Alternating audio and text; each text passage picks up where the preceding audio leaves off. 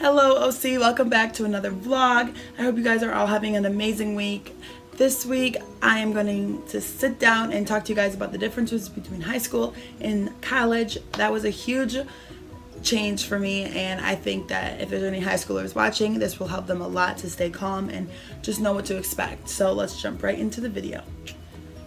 Okay, so I have this stuff on my phone, but in high school, you know everyone in your class pretty much. I graduated with a big class. I think I had about 400 kids in my class, and I knew most of them. I at least knew their name. There was a couple kids that I didn't know, but I pretty much knew my whole class.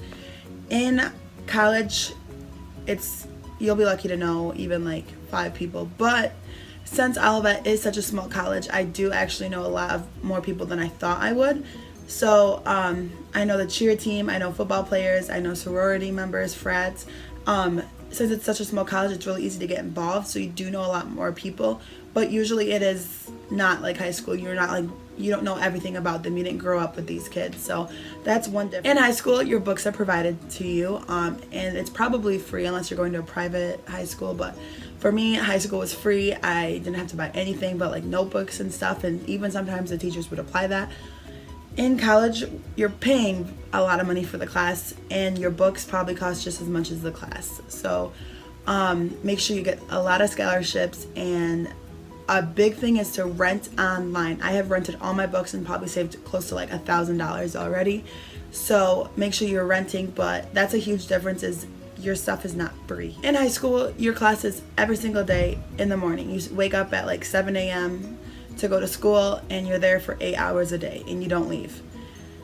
Thank God in college that unless you do have a 7 a.m. class, you do have to wake up at 7 a.m. but even if you do, you probably have a few hours in between that class before your next, and you get to sleep or do homework or something. That's the best thing about college to me, is that there are breaks for individuals. Like I'll have a 9:20 and not have another class till 12:20.